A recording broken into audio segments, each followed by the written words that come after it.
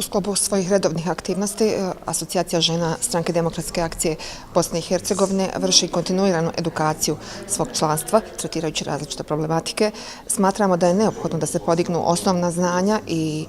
svijest bosansko-hercegovačkih građana, općenito, dakle građana neovisno o spolu, večera su pozvani i kolege muškarci,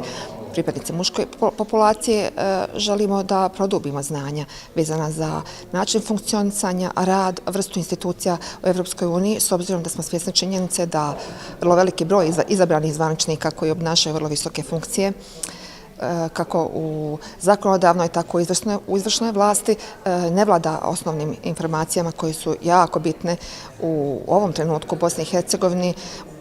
naravno vodeći računa o činjenici da Bosna i Hercegovina pokušava da uradi neophodne poslove vezane za sticanje statusa kandidata u Evropskoj uniji. Zato je namjera večerašnje tribine da im pružimo neophodne informacije, da im kažemo koje su to institucije Evropske unije, koje su njihove funkcije, kakvi su načini odlučivanja, koliki je broj zemalja članica Evropske unije. Dakle, sve ono što je predstavljalo pojmovnik